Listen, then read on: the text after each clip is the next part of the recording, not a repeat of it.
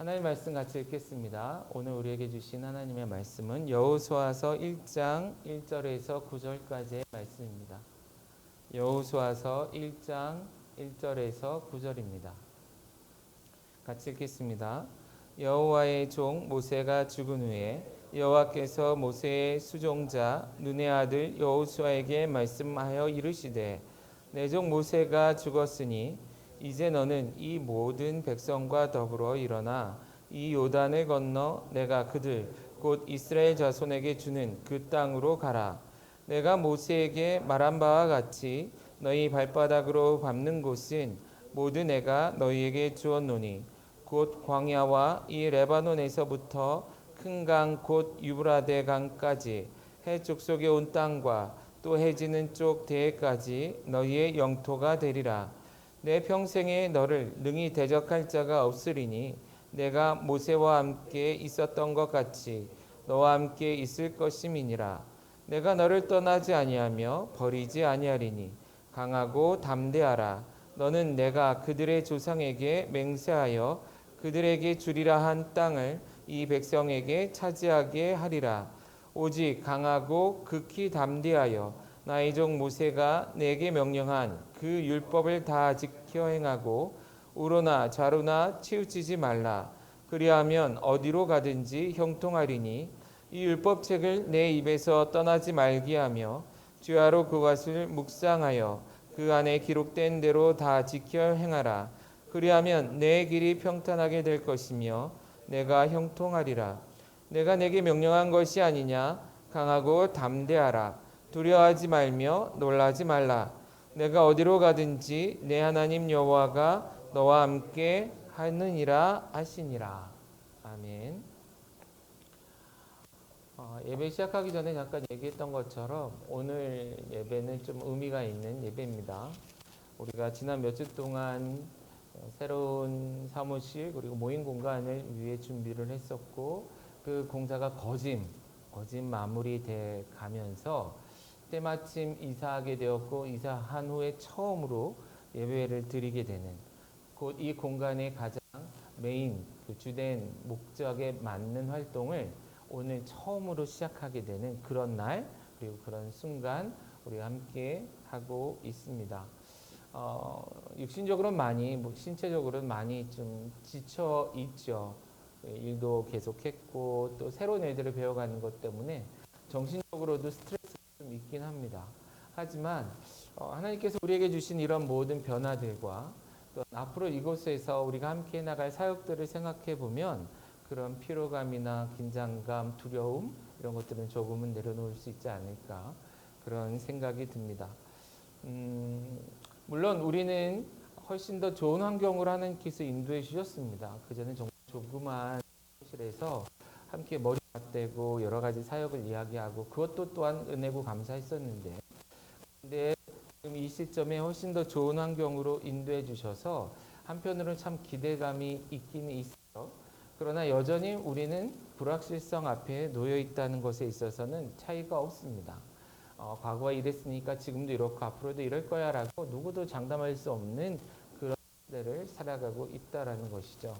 그러면 이런 변화의 시기, 이것이 어떤 더 힘들고 어려운 환경이냐, 이것이 더 좋고 발전적인 상황이냐 이런 것에 상관없이 이 변화만으로도 우리의 마음은 여러 가지 생각들로 우리의 생각은 여러 가지 복잡한 것들로 채워질 수 있는 그런 상황, 그런 환경 속에 우리가 놓여 있다라는 거예요. 자, 이럴 때에 우리가 여호수아서에 있는 말씀, 특별히 비슷한 변화를 경험했던 여호수아의 상황, 환경과 빗대어서 그에게 하나님께서 어떻게 말씀하셨고 우리하고는 조금은 다를 수 있겠지만 어쨌든 그런 변화의 과정 속에서 좀 혼란스럽고 힘들어하고 있는 여호수아를 하나님께서 어떻게 위로하셨는지 권면하셨는지를 우리가 함께 말씀을 통해 살펴보고 나눠보시면 좋겠습니다. 말씀을 시작에 앞서서 좀 그런 생각이 듭니다. 방금 얘기한 것처럼 변화의 시기, 혼란한 시기, 그리고 무엇인가 확실하지 않은 이런 시기. 좀 이럴 때 하나님께서 뭔가 분명히 말씀해 주시면 얼마나 좋을까 이런 생각을 해봐요. 신약은 비교적 적은 편이지만 구약만 해도 하나님께서 직접 혹은 하나님의 사자들, 천사들을 통해서 하나님께서 하나님의 뜻을 분명히 말씀하신 경우들이 굉장히 많습니다. 특별히 오늘 우리가 읽은 말씀에도 보시면 여호와께서 곧 여호와 하나님께서 여호수아에게 말씀하여 이르시되, 결국 여호수아에게 직접적으로 말씀으로 주셨다라는 거예요. 자, 이런 시점에 저도 좀 그랬으면 좋겠다라는 그런 생각도 해봅니다. 이런 변화들이 우리에게 있으니 앞으로 내가 이렇게 할 거다, 이런 일이 있을 거다, 그러므로 이렇게 해라, 뭐 이런 대답을 하나님께서 직접적으로 주신다면 얼마나 좋을까. 물론 이런 생각은 여러분들도 비슷하게 하지 않을까요? 어떤 새로운 학교 혹은 직장, 그리고 뭐 삶의 어떤 변화들이 찾아올 때마다, 또한 어떤 변화를 준비할 때마다 하나님께 이것이 맞다, 이것이 옳다, 이렇게 하면 어떻게 될 거다, 이렇게 정확히 말씀해 주시면 얼마나 좋겠냐라는 거예요. 그런데 그렇게 하셔요, 안 하셔요? 물론 그렇게 하실 수도 있죠. 그러나 그렇게 하시지 않는, 그것이 일반화되어 있고 일상화되어 있지 않는 그런 시대를 우리는 살아가고 있기 때문에 사실 많이 어렵고 힘든 건 사실인 것 같습니다. 목회자로 사역하는 저 역시도 그런 고민 똑같이 하거든요. 어떤 많은 변화, 많은 투자를 통해서 변화를 맞이하고 있는데 이것을 통해 하나님께서 어떻게 하실까 궁금하거든요. 그런데 하나님은 분명하게 나에게 말씀해주고 있지는 않는다라는 거예요. 어젯밤에도 그젯밤에도 하다못해 꿈속에라도 찾아오셔서 이렇다 저렇다 말씀해 주시면 얼마나 좋겠어요. 그런데 그렇게 하지 않으신다라는 거예요. 왜 그렇게 하지 않으실까요? 하나님이 그럴 수 없기 때문입니까? 물론 여전히 하나님은 그렇게 하실 수 있죠. 그의 능력이, 그의 하실 수 있는 그 모든 일들이 조금도 바뀐 것, 변화된 것은 없습니다.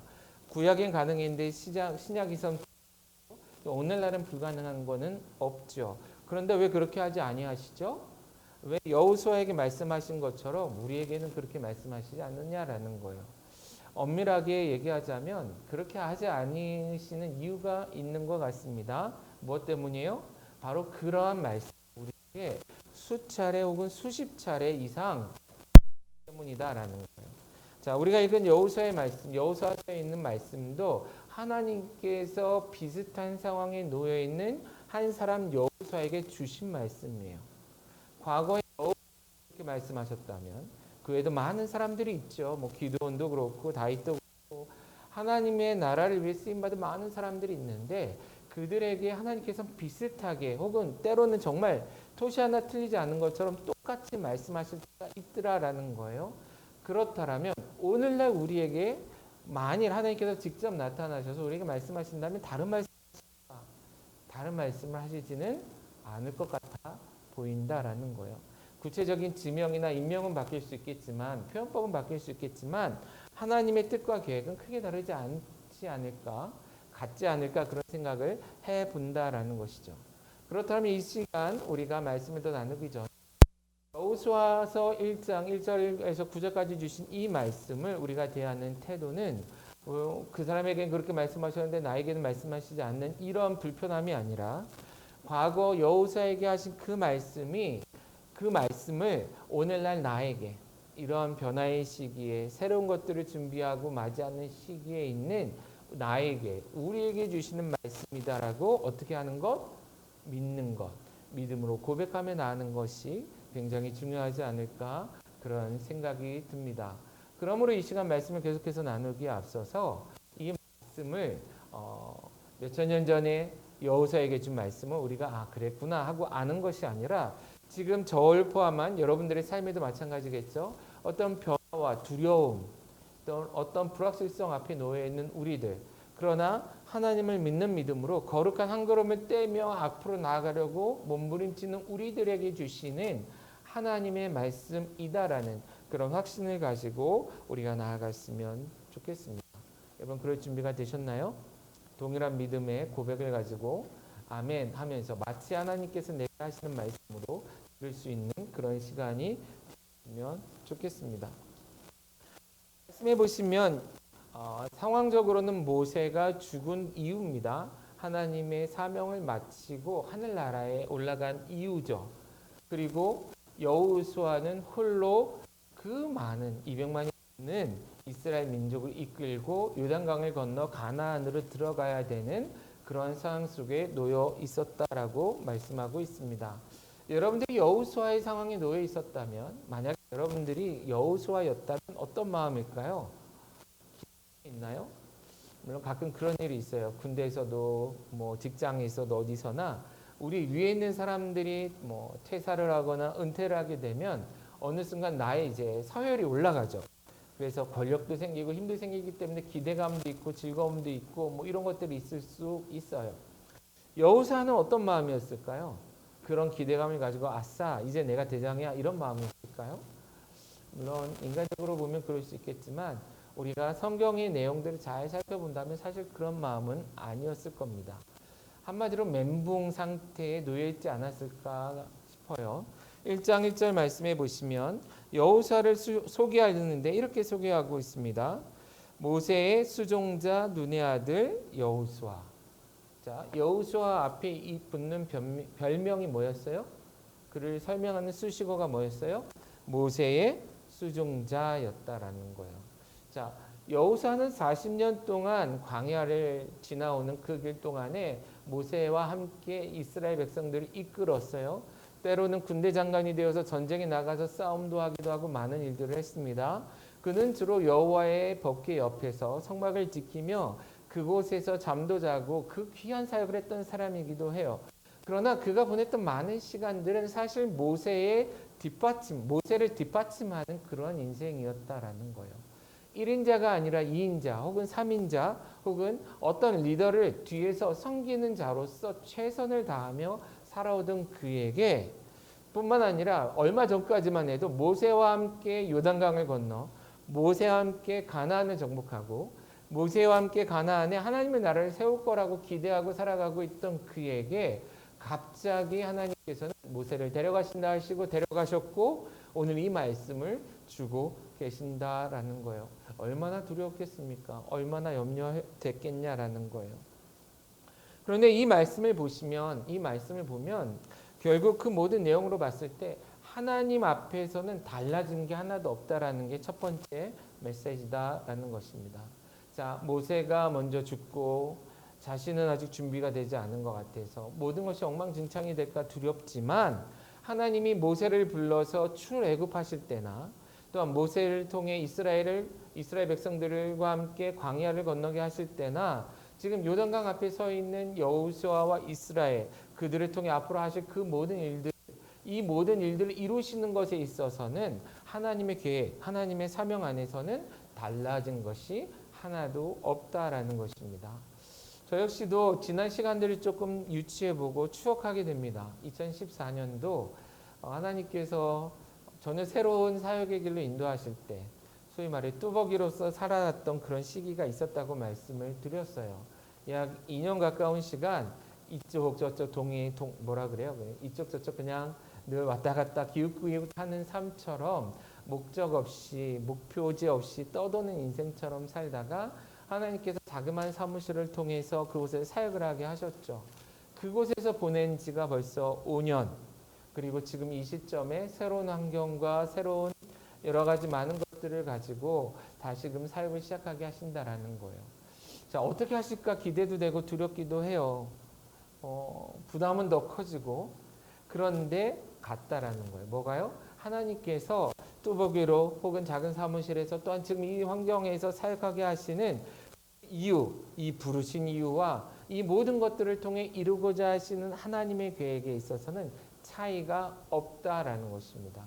모세였기 때문에 그렇게 할 수 있었고 모세가 없으면 할 수 없는 이런 것이 아니라 하나님께서 하시고자 하셨던 그 하나님 나라의 사명, 그 사역이 있었기 때문에 모세를 부르셨고 또한 모세를 지금 데려가셨고 또한 여호수아로 하여금 모세의 자리를 모세가 했던 그 사역을 감당하게 하고 있다라는 거예요. 자, 우리가 하나님의 나라를 세워가는 데 있어서 삶에 혹은 여러 가지 많은 변화들을 경험할 때마다 우리가 담대할 수 있는 큰 이유는 바로 이것이 아닌가 싶습니다. 우리 한 사람 한 사람의 크기나 역량 또한 우리가 생각하고 있는 그 모든 것들보다도 하나님의 뜻, 하나님의 계획은 크시다라는 거예요.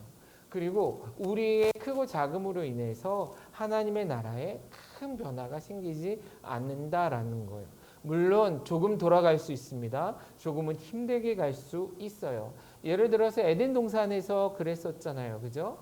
아담과 하와가 범죄함으로 하나님이 기대하셨던 하나님의 나라가 위축되는 것처럼 보였습니다. 아담과 하와가 추방당하고 많은 죄의 영향력들이 세상에 퍼져가는 것으로 인해서 정말 이대로 끝인가 싶은 시기도 있었어요. 그러나 하나님의 나라는 여전히 발전하고 성장하고 있다는 거예요. 하나님의 나라는, 그 영원한 나라는 하나님의 때에 완성될 거다라는 것이죠. 마찬가지라는 것입니다. 우리가 어떤 변화, 우리의 크고 작음에 상관없이 하나님의 나라는 여전히 성장하고 이루어질 것이고, 그 일을 위해 하나님께서 모세를 들어 사용하셨듯 지금 이 순간 말씀 속에서 여호수아를 들어 사용하셨고, 그리고 오늘날 우리들 한 사람 한 사람을 통해서 이루어가고 계신다라는 것입니다. 그러므로 삶의 변화, 새로운 변화들 앞에서 너무 위축되거나 두려워할 필요는 없지 않을까, 그런 생각이 들어요. 사실 지금 우리 교회 안에도 어떤 대학을 졸업하고 혹은 삶의 어떤 순간에 큰 변화를 겪고 있는 그러한 지체들이 있습니다. 저뿐만이 아니라 우리 지체들 속에는 직장 문제나 여러 가지 많은 것들로. 그러나 잘 생각해 보시라라는 거예요. 하나님께서 우리를 이 땅에 보내시고 하나님께서 우리에게 맡기신 그 사명을 이루려 하심에 있어서는 변한 것이 하나도 없다라는 것입니다. 과정이 어떻든 우리가 어떻든 상관없이 하나님께서는 분명 그의 뜻을, 그의 일을 이루시라는 그런 믿음이 여전히 있어야 한다라는 거예요. 바라기는 이 시간 그런 믿음을 가지고, 그렇습니다 하나님, 나 혹은 내 환경에 상관없이 하나님께서는 하나님의 뜻을, 하나님의 나라를 이루어 가실 것입니다 라고 고백할 수 있는 우리였으면 좋겠습니다. 계속해서 말씀 속에 우리가 말씀을 좀 살펴봤으면 좋겠는데요. 자, 하나님께서 여호수아, 그 두려움 속에는 여호수아를 불러서 그에게 말씀하시면서 그에게 약속해 주시는 내용이 우리가 읽은 말씀에 있습니다. 사실 이 약속들은요, 과거 모세 혹은 하나님의 백성들, 그 믿음의 조상들이라 불리우는 사람들에게 하나님께서 계속 하셨던 약속이기도 해요. 특별히 출애굽한 이스라엘, 가나안 땅을 약속의 땅으로 주신 이스라엘에게 지속적으로 주셨던 그 약속이다라는 거예요.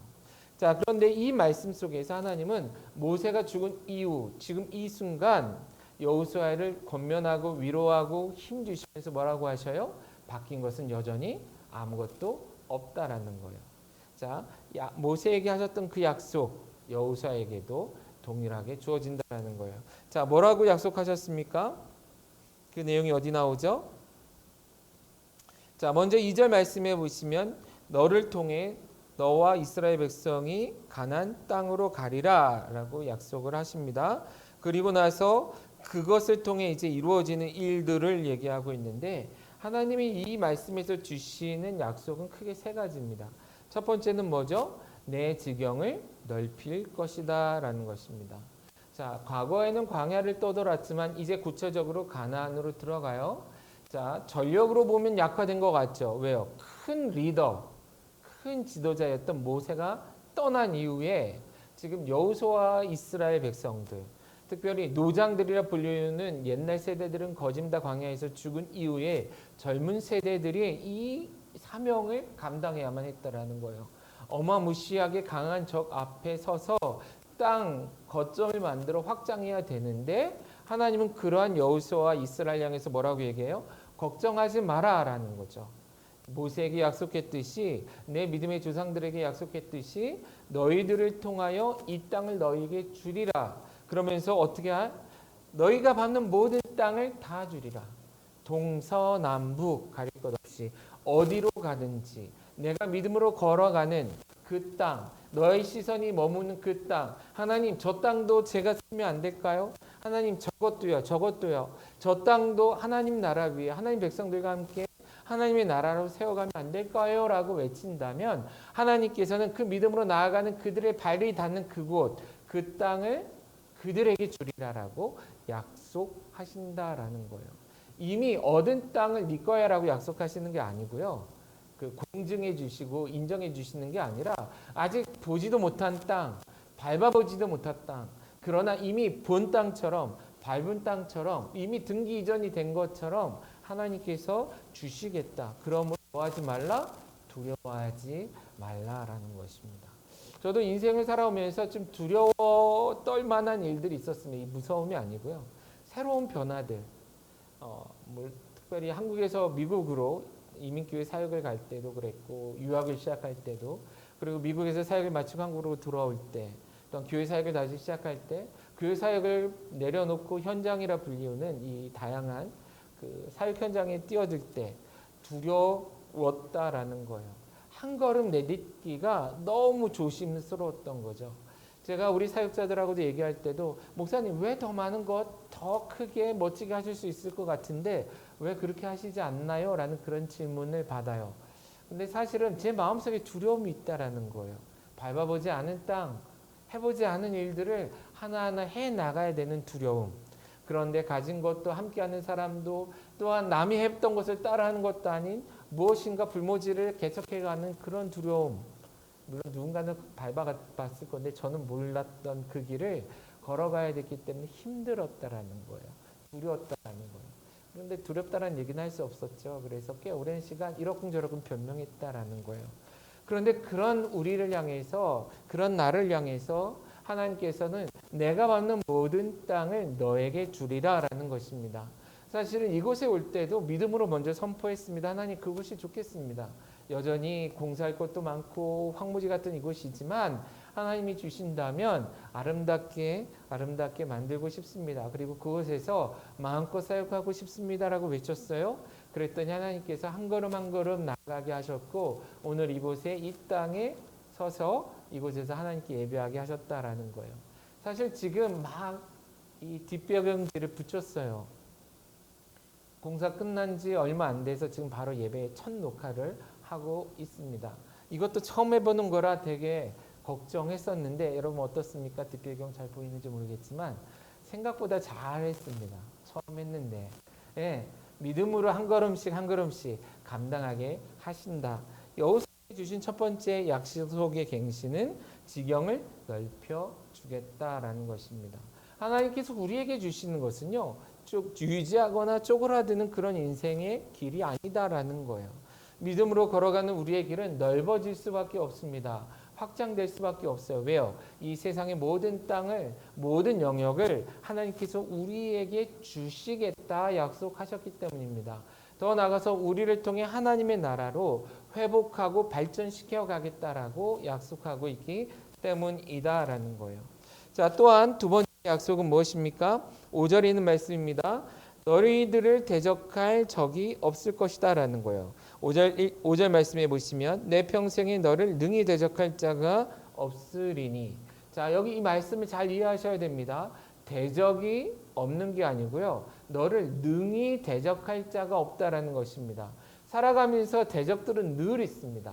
살아오면서 방해는 늘 있어요. 불과 3주 동안의 공사 기간에도 여기저기 뭐 하는 곳이에요? 왜 이런 게 와요? 하면서 이러쿵저러쿵 말도 많고요. 시비도 많다라는 거예요. 여러 가지 많은 것들이 복잡하고 힘들다라는 겁니다. 여러분들의 인생들은 어떻습니까? 순탄하기만 한가요? 하나의 문제가 해결되면 또 하나의 문제, 또 하나의 문제가 찾아오지 않습니까? 예, 여호수아 앞에서도 여호수아 길에도 대적들은 있었습니다. 대적이 없을 거라고 약속하지 않아요. 우리가 예수님을 믿게 되면 인생이 그냥 순탄하기만 할 거라고 약속하지 않는다라는 거예요. 하나님 주시는 약속은 너희를 능히 대적할 만한 자가 없게 하겠다라는 거예요. 싸움은 붙지만 너희를 이길 자가 없다라는 거예요. 너희가 싸운다면 능히 너희가 이길 거다라는 것이죠. 그런 약속을 해주고 있는 것이다라는 것입니다. 광야 40년 동안에도 마찬가지였고 광야의 삶을 시작하기 전 애굽에서도 마찬가지였다라는 거예요. 말도 안 되는 적 앞에서 이스라엘은 약자였지만 이 약자와 함께 하시는 하나님이 초강자이기 때문에 이해가시죠? 그런 하나님이기 때문에 그 모든 싸움에서 능히 이길 수 있었는데 지금 가나안 앞에 서 있는 여호수아에게 마찬가지로 내가 너와 함께 싸울 것이니 너를 이길 자가 없을 것이다라는 것입니다. 우리들에게도 마찬가지, 여러분들에게도 마찬가지다라는 거예요. 여전히 인생에 두려울 만한 대적들이 있지만 하나님이 우리 함께 하시기에 나아가 싸운다면 능히 이길 수 있다라는 그런 확신을 가지고 나아가라라는 것입니다. 세 번째, 하나님께서 여호수아에게 주시는 약속은 뭐냐면요. 과거 모세와 함께 했듯이 앞으로 너와 함께, 곧 여호수아와 함께 할 것이다라는 것입니다. 5절 후반절에 있는 말씀인데요. 사실 이 약속이 가장 중요한 약속일 것입니다.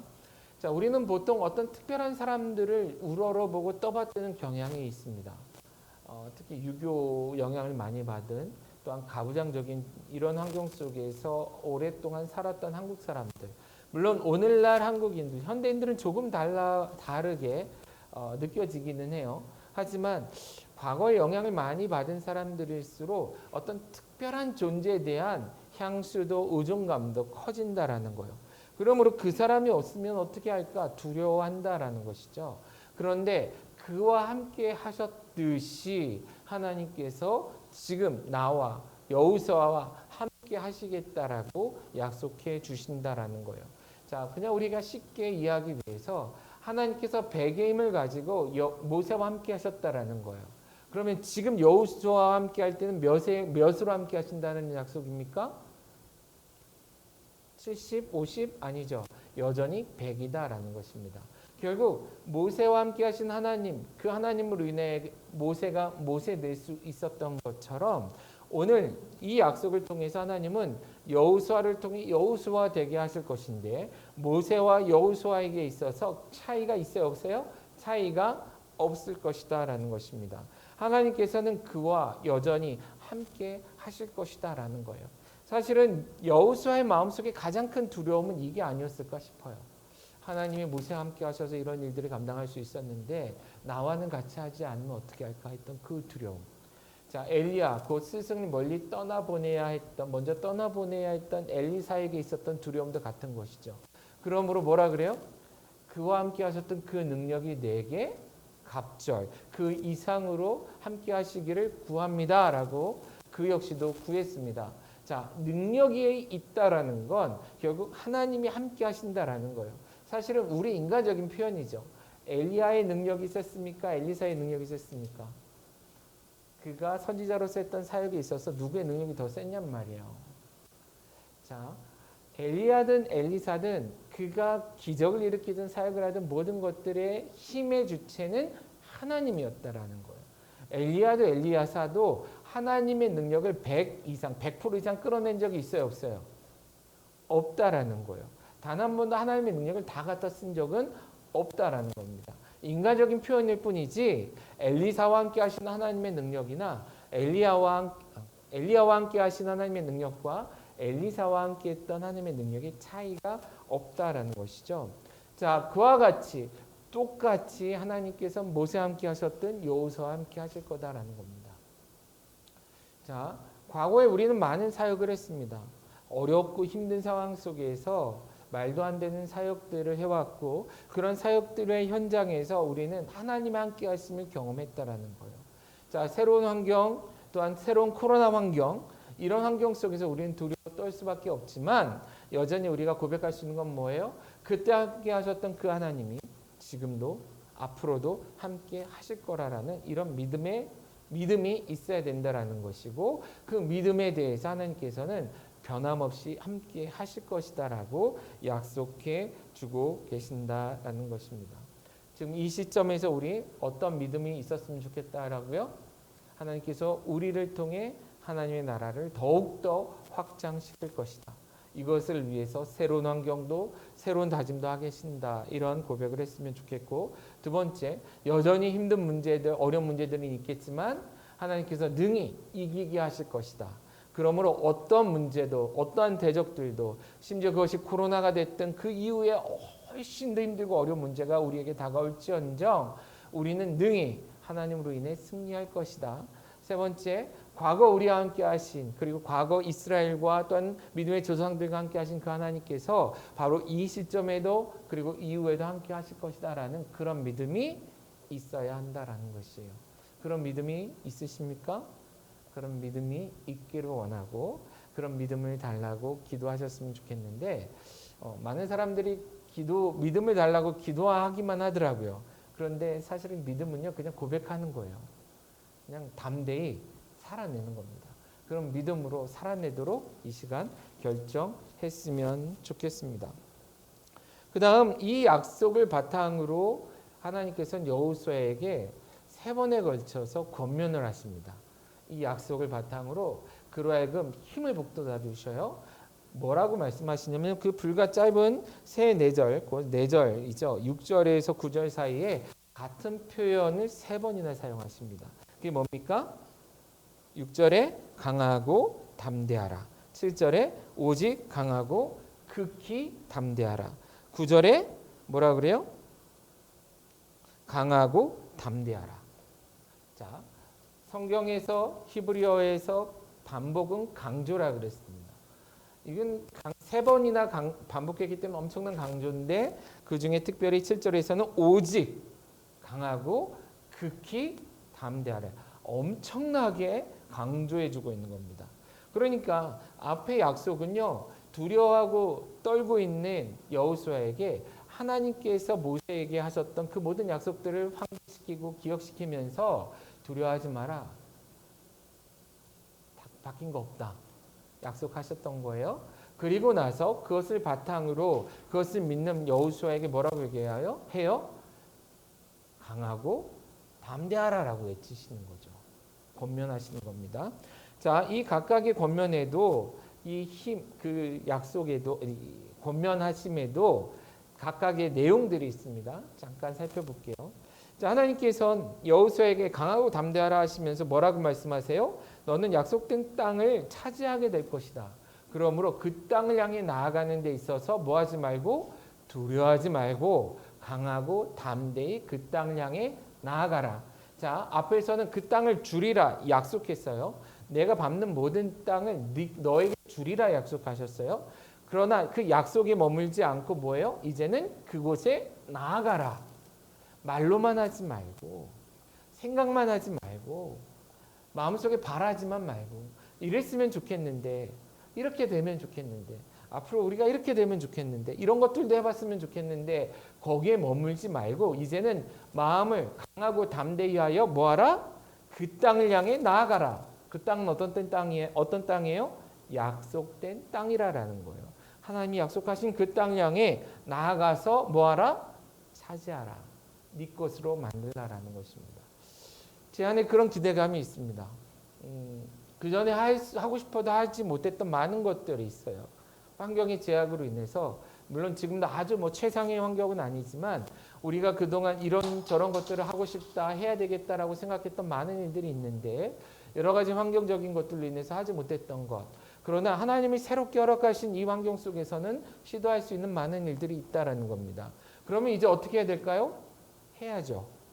두려워하지 않고 할 거다라는 겁니다. 마찬가지로 하나님께서 여러분들에게 여러분들의 삶에 가능하게 하신 많은 것들이 있을 겁니다. 하라라는 거예요. 그게 뭐가 됐든 어떤 대가를 치르든 아무리 오랜 시간이 걸리고 어렵든 그냥 해버리라라는 거예요. 그래서 어떻게 하라고요? 차지하라라는 겁니다. 다른 말로 얘기하면 그 땅에 깃발 꽂으라라는 거예요. 그 땅을 자신의 것으로 외치라는 것이죠. 하나님께서 우리에게 주신 분깃으로 고백하라는 것이 지금 여호수아에게 주시는 권면입니다. 강을 건너가 그 땅을 차지하라라는 거예요.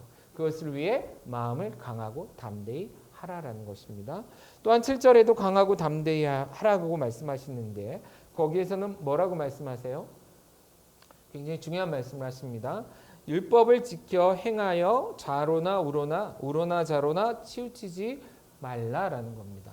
자, 굉장히 강하게 강조했는데 뒤에 말씀 보면 어떤 전투적인 것보다는 하나님의 말씀, 곧 모세를 통해 주신 약속의 말씀, 율법을 지켜 행하라라는 거예요.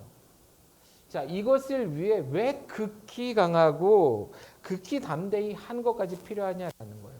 그래서 잘 생각해 보세요. 여러분, 우리가 믿음이 약해질 때 가장 먼저 일어나는 현상이 뭐죠? 하나님의 말씀을 타협하는 거 아닌가요? 우리가 믿음이 강할 때, 담대할 때는 하나님이 하신 말씀을 붙잡고 그렇게 살아가려고 노력해요.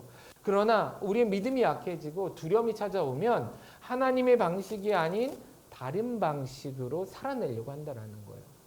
자, 이스라엘이 부딪혔던 가나안에 들어가서 전쟁이 끝나고 정착하면서 그들이 부닥쳤던 가장 큰 문제는 뭐냐면 가나안화하여지는 것이었습니다. 전쟁할 때는 가나안이 적이었어요. 그러나 안착하고 그곳에서 정착하고 생활할 때 그들이 싸워했던 진정한 적은 누구였냐면 그들이 스스로가 가나안 사람처럼 살아가고자 몸부림치는 것이었다라는 거예요. 사사기에 나오는 모든 사건들은 다 그런 내용들입니다. 그들이 이방 민족들, 가나안 사람들을 따라서 흉내내며 살아가기 시작했을 때 그들을 하나님께서 어려움 속에 내버려 두시는 일들이 있었다라는 것이죠. 자, 믿음이 없으면 우리는 타협할 수밖에 없다라는 거예요. 알아도 그 아는 말씀대로 살아가지 않게 된다라는 거예요. 그렇기 때문에 지금 여호수아에게 지금 하나님께서 어떻게 권면하셔요?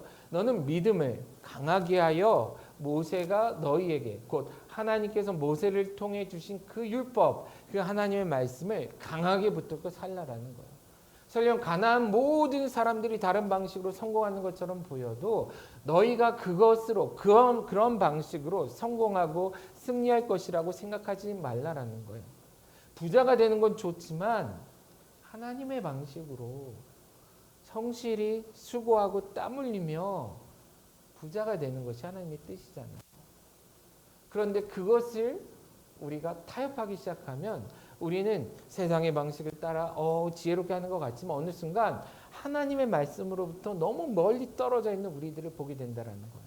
자, 이렇게 바뀌어가기, 이렇게 변화되지 않기 위해서 강하고 담대해야 된다는 겁니다. 그런 믿음이 있어야만 했기 때문에 하나님께서 여호수아에게 그렇게 하라 했던 거죠. 자, 그렇게 말씀을 지켜 행하라. 그러면 뭘 약속하십니까? 내가 형통하리라라고 약속하십니다.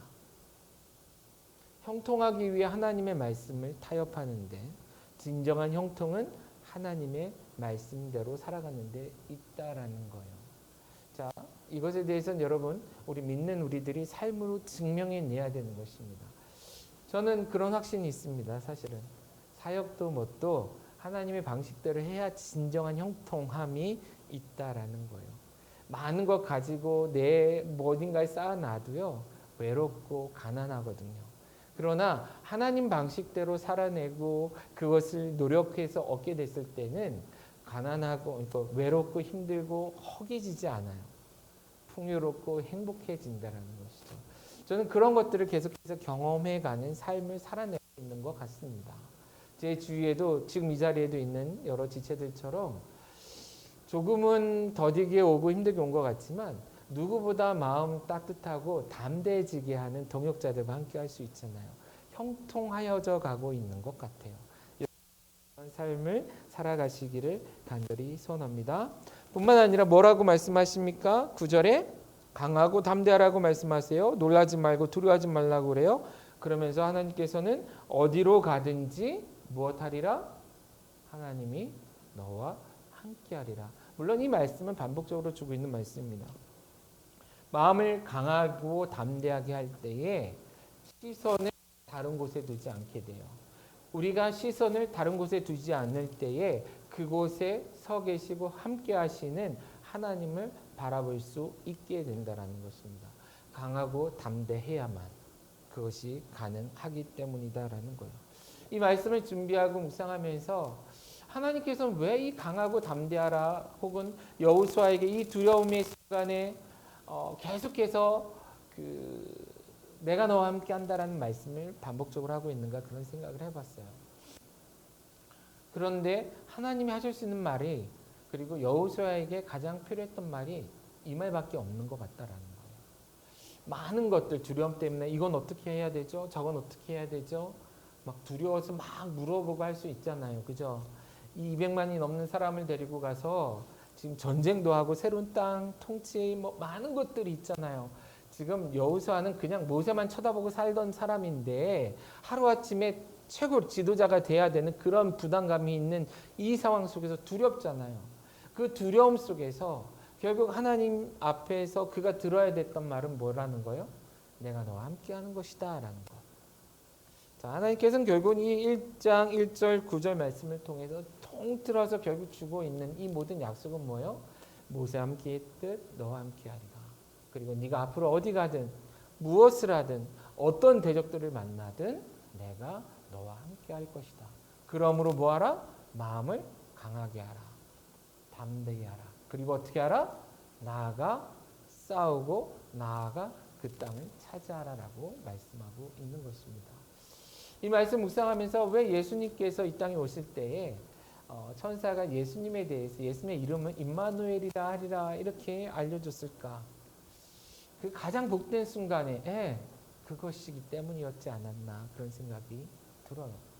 결국 예수님이 이 땅에 오신다라는 거, 오셨다라는 것은 하나님이 우리와 함께 하신다라는 약속의 성취뿐만 아니라 더 나아가 실제 그 죄 속에 소망 없음 속에 있는 그들과 함께 하시는 하나님으로서의 예수 그리스도의 모습. 자, 오늘날 그렇게 본다면 우리와 하나님이 여전히 함께 하시나요? 여러분 어떠십니까? 하나님이 우리와 함께 하십니다라는 이런 고백을 들을 때에, 이야기를 들을 때에, 혹은 제가 지금 여러분들이 얘기하는 것처럼 여러분과 함께 하십니다라는 이런 이야기를 들을 때 어떤 마음이 드냐라는 거예요. 자, 코로나19나 요즘 실직, 취업 많은 문제들이 있잖아요, 그죠? 결혼뿐만 아니라 많은 문제들이 있어요, 그죠? 이런 문제들 속에 있는 여러분들을 향해서 여러분 두려워하지 마세요. 하나님이 여러분과 함께 하십니다. 라고 믿음으로 누군가가 고백해 준다면 여러분 그 말을 들을 때 어떤 마음이 드냔 말이에요. 혹 여러분들이 세상에서 힘들고 지쳐서 어려울 때에 여러분 두려워하지 마세요. 여러분 안에는 주님이 함께 계세요. 여러분들이 예수님을 주로 고백하는 그 순간 주님께서 여러분과 함께 계십니다라고 고백하잖아요. 그런 이야기를 들을 때 여러분 어떤 마음이 드냐라는 거예요.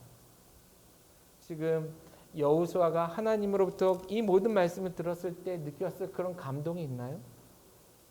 그런 담대함이 있나요?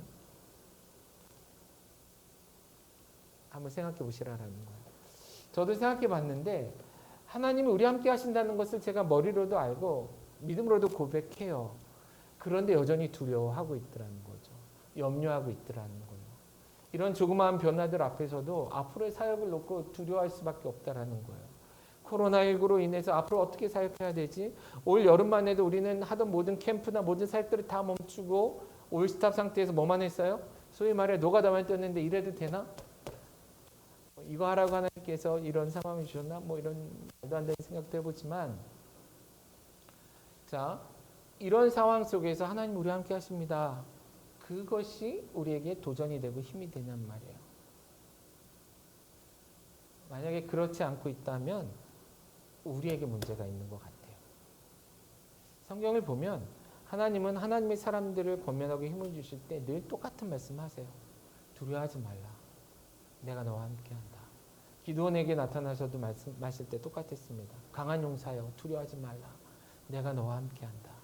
내가 너와 함께한다. 예수님도 어디나 두려워 말라. 내니 두려워 말라.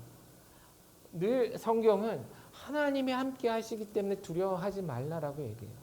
사실 제가 제 자녀들 어렸을 때 지금도 그렇지만 애들이 어려서 막 비 오고 천둥 치고 할 때 막 호들갑 떨죠. 막 무서워하고. 그럴 때 뭐라고 걱정하지 마. 아빠가 함께 있어. 애들 두려워하지 않고 어떻게 해요? 제품에 안기거든요. 그때부터 안 떨어요. 그걸 우리는 아는데 정말 그렇게 살아가냐라는 것이죠. 자, 이런 변화의 시기, 새로운 환경의 변화, 새로운 사역을 앞둔 우리들 지금 이 시점에 하나님께서 여호수아에게 하신 그 말씀을 통해서 결국은 우리는 강하고 담대하여져야 되는데 그 강하고 담대해지는 그 근거, 그 이유는 결국 우리와 여전히 함께 하시는 그 하나님 때문이어야 하지 않을까 그런 생각이 듭니다. 이런 변화의 시기를 맞을 때마다 저 역시도 지나온 시간들을 돌아봐요. 위기의 때도 있었고 두려운 시기들, 큰 변화들로 인해서 고민했던, 염려했던 많은 시기들이 있었는데 지금 제가 여기 이렇게 건강히 살아있는 거, 살아갈 수 있는 거 보면 잘 건너온 거잖아요. 그죠? 그런데 그때마다 하나님이 함께 하심을 경험케 하셨다라는 거예요. 그렇다면 지금 이 순간에도 저는 그렇게 고백할 수 있겠죠. 사랑하는 여러분들도 그렇게 고백할 수 있기를 바랍니다.